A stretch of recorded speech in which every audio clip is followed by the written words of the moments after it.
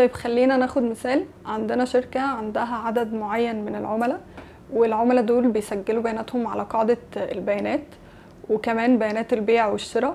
طيب البيانات دي كلها الشركة تقدر تستفيد منها ازاي؟ هنا بقى بيجي دور تيم الداتا ساينس اللي بيبدأوا ان هم يسألوا أسئلة مختلفة على البيانات دي. بعد كده بيبدأوا يحللوا البيانات دي لحد ما يوصلوا الإجابات على الأسئلة دي ويعرضوها على الستيك هولدرز أو المديرين في صورة فيجوالز أو جرافس علشان يوصلوا لنتيجة تحاولوا منها ان هم يحسنوا المبيعات بتاعة الشركة. نتيجة لتحسين المبيعات ده البيانات بتزيد والعملاء نتيجة لزيادة العملاء، وبالتالي الشركة بتبدأ ان هي تعين داتا ساينتست كمان، فبالتالي الطلب على المجال بيزيد. طيب خلونا نشوف البوزيشنز المختلفة في الداتا عموما. بيكون عندي في الاول حد اسمه الداتا استراتيجيست، وده اللي بيقول للشركه هي ايه البيانات اللي ممكن تحتاجها او تقدر تستفيد من البيانات عموما ازاي. بعد كده بيجي بعده على طول الداتا اركتكت، وده الشخص اللي بيصمم الداتا او بيعمل الاي ار دي والبلو برنت المختلفه.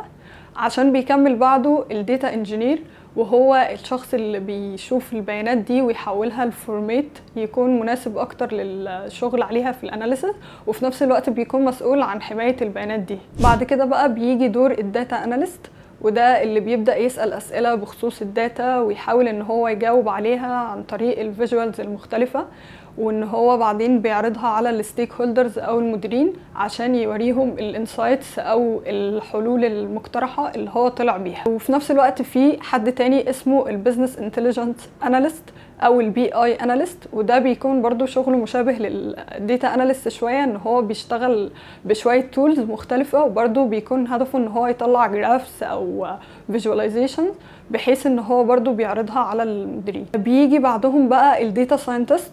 الداتا ساينتست ممكن نقول ان هو شغله مشابه للداتا اناليست، ولكن هو بيكون عنده اكتر علم في الماثماتكس والكودينج، وبيكون في عنده علم اكتر كمان في الماشين ليرنينج انجينير.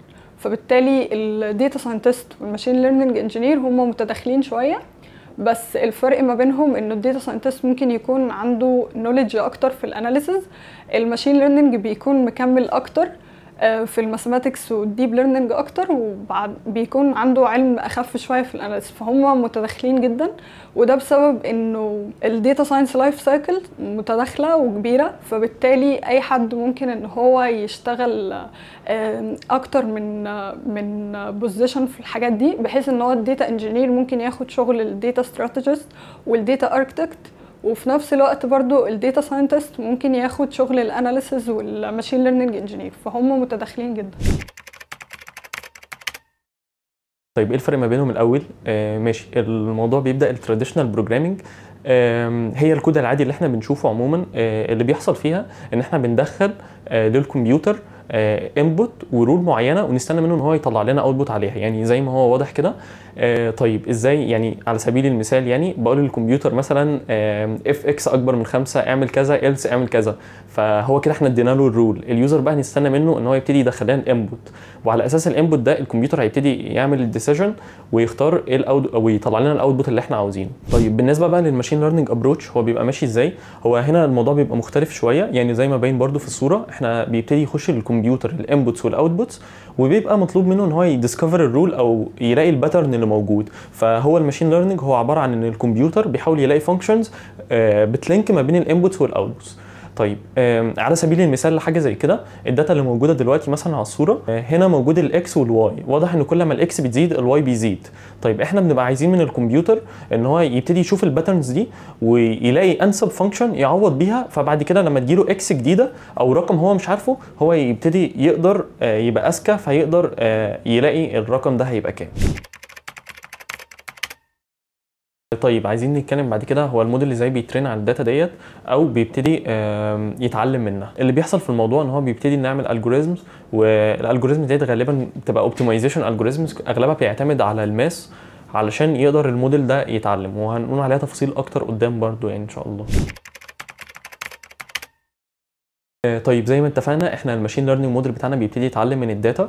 احنا عايزين دلوقتي نفهم اصلا ايه اشكال الداتا اللي ممكن الموديل ياخدها ويبتدي يتعلم منها. الداتا ممكن تبقى واخده شكل تيبلز، تبقى تابيولار داتا زي اللي ظاهره في الصوره كده، والموديل يبتدي يتعلم منها.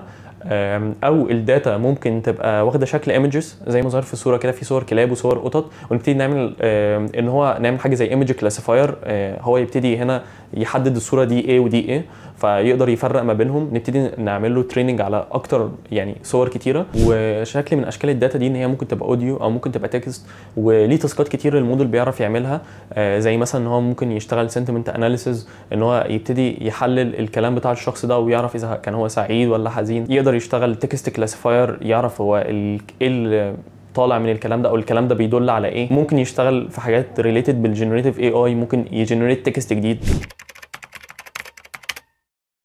بالنسبه بقى لو احنا عايزين نتعلم في الداتا ساينس ونكمل لحد الماشين ليرنينج، الرود ماب اللي هنمشي عليها بتمشي ازاي او كده. اول حاجه احنا بنبتدي نتعلم بروجرامنج لانجويج بتبقى بايثون، عشان دي هي اكتر لغه مستخدمه عموما في الماشين ليرنينج. بعد ما نتعلم بايثون بنبتدي نحتاج ان احنا نتعلم statistics. هي الستاتستكس مهمه قوي، والستاتستكس فرعين: descriptive statistics وانفرنشال statistics. الديسكريبتيف بتفيدنا قوي ان احنا نفهم الداتا اصلا ونفهم معلومات عنها زي المين او المتوسط بتاع الداتا، والانفرنشال بتفيدنا قدام برضو قبل ما نبتدي نشتغل في الماشين ليرنينج. بعد كده بنبتدي نحتاج ان احنا نذاكر او بي عشان نبتدي نفهم اكتر اللايبريز من جوه والحاجه شغاله ازاي. بعد كده بنحتاج ان احنا نبتدي ندرس لايبريز اساسيه هتفيدنا بعد كده كتولز لو احنا هنكمل في المجال. يعني من ضمنهم بانداس ونمباي. بانداس مثلا بتفيدنا في شغل الاناليسيز وان احنا نفهم الداتا. كده اول ستيج من الرود ماب بتاعتنا. بعد كده بنبتدي نخش في الستيج الثانيه واللي هي بتبقى مهتمه اكتر بالتعامل مع الداتا، لان زي ما اتفقنا ان هو ابروتش الماشين ليرنينج عموما هو معتمد اصلا ان هو بيتعلم من داتا.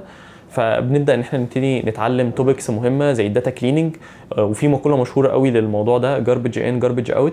فالداتا بتاعتنا لازم تبقى نظيفه وكويسه قبل ما تبتدي تخش الموديل. ثم بنبتدي نتعلم داتا فيجواليزيشنز علشان نبتدي نفهم الداتا ونشوف الداتا شكلها عامل ازاي. بنستخدم لايبريز بنبتدي نتعلمها علشان تساعدنا في الفيجواليزيشنز زي ماتبلوتليب وسيبورد. وبعد كده بنبتدي نتعلم توبك بعده اسمه الاي دي اي، وده اختصار لاكسبلوراتوري داتا اناليسيس. ده بيساعدنا ان احنا نفهم الداتا ونفهم الداتا دي بتتصرف ازاي. وبعد كده ان احنا لو هناخد ابروتشز عليها بحيث ان احنا نشتغل على الداتا دي بحاجه اسمها فيتشر انجينيرنج، اللي هو مثلا هنعمل ايه في الداتا اللي معانا، ايه ممكن الكولمز اللي ملهاش لازمه او ايه اللي ممكن نضيفه في الداتا بحيث ان احنا نعمل ماشين ليرنينج موديل احسن وقادر يطلع بريدكشنز افضل. بعد ما بنوصل لكده بنبتدي بعد كده نخش في جزء اناليسيس شويه. بنبتدي نتعلم سيكوال ونبتدي نتعلم تولز للاناليسيس زي تابلو وباور بي اي. ليه تابلو وباور بي اي؟ الحاجات دي بتساعدنا اكتر في ان احنا نعمل فيجواليزيشنز او نعمل داتا ريبورتس او داشبوردز كويسه لو بعد كده حد هيبتدي يستخدمها في البيزنس انتليجنس، لو حد عايز يكمل في المجال ده بعد كده. وكده احنا اتكلمنا على الستيج الثانيه عموما واللي هي كنا بنتكلم فيها عن الداتا. بعد كده بنبتدي نخش على الستيج الثالثه لو حد عايز يكمل اكتر في جزئيه الماشين ليرنينج. في الستيج الثالثه بنبتدي نتعلم اكتر ماس وماشين ليرنينج. طيب ليه ماس؟ احنا زي ما قلنا الماشين ليرنينج مودلز اغلبها اصلا شغاله باوبتمايزيشنز، والاوبتمايزيشنز دي محتاجه شغل ماس علشان نفهمها. طيب بنتعلم ايه بالتحديد في الماس؟ في الرود ماب بنبتدي نتعلم لينير الجبرا وكالكولس وبروبابيلتي. يعني سريعا الالجبرا، لينير الجبرا بنبتدي نتعلمها علشان نشوف الداتا هتخش ازاي للموديل. بالنسبه للكالكولس عشان الاوبتمايزيشنز كلها بتعتمد تقريبا على الكالكولس في شغلها. وبعد كده بنبتدي نخش في جزئيه الماشين ليرنينج اكتر. وبعد كده لما بنخلص الستيج الثالثه بنبتدي نخش في الستيج الرابعه في الرود ماب، وهي بتبقى مركزه اكتر في الديب ليرنينج. بنبتدي نتعلم فيها بالترتيب، يعني ان احنا بنبتدي نفهم اصلا النيورال نتورك ونفهم الاركتكتشر بتاعها. بنبتدي بعد كده نخش على الاوبتمايزيشنز في الديب ليرنينج، وبعد كده بنبتدي نتعلم كورس عن الكمبيوتر فيجن، وبعد كده نخش في ال NLP. طيب الداتا عموما بتتكلم عن السيبل والبيتل اللي هما السيبل ويتس واللينس. فأول حاجة هنبدأ ان احنا نستكشف الداتا ونشوف الشيب بتاعها. فهنلاقي انه الشيب عندي زي ما هو واضح كده فيه 150 رو وفيه 5 كولوم. بعد كده بنبدأ ان احنا نشوف الانفورميشن بتاعت الداتا ده، بحيث ان هو لو داتا تانية عموما بنشوف الداتا تايبس بتاعتها او بنشوف فيها ايه الميسنج فاليوز الموجودة. فممكن برضو اللي هو نشوف الميسنج فاليو زي ما هو متوضح كده. بعد كده ممكن ندخل ان احنا نحاول نعمل فيجواليزيشن بسيط للداتا، زي ان احنا نشوف التارجت فاليو بتاعنا، التارجت كولوم بتاعنا عامل ازاي. فهنلاقي هنا زي ما هو متوضح كده التارجت كولوم بتاعنا في الباي بلوت ده موجود فيه انه الزهرة عندي بتكون 3 انواع.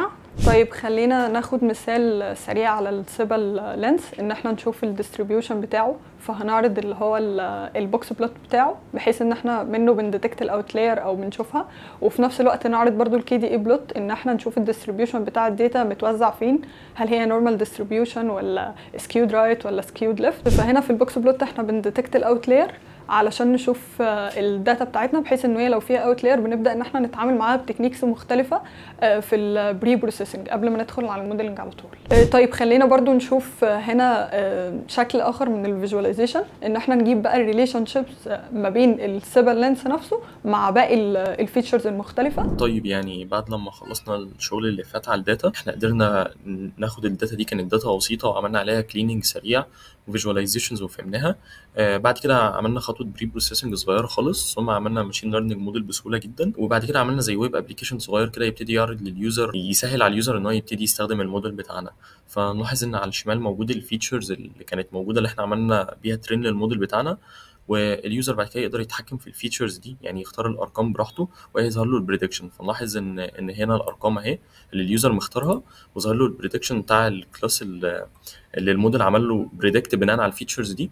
ونبتدي بقى نلاحظ ان اليوزر ممكن يغير في الارقام براحته، فيظهر له كلاسز جديده زي ما احنا لاحظنا هنا، ويتحكم براحته بقى بالارقام الموجوده على السلايدر ده. فبس كده، يعني احنا تقريبا كده عملنا بروجكت على السريع، عملنا فيه كليننج بسرعه وفهمنا الداتا، عملنا عليها اكسبلورنج، وبعد كده عملنا بري بروسيسنج سريع، وفي الاخر عملنا خطوه الماشين ليرنينج، وبعد كده عملنا زي ويب ابلكيشن يسهل على اليوزر بعد كده يستخدم الموديل بتاعنا.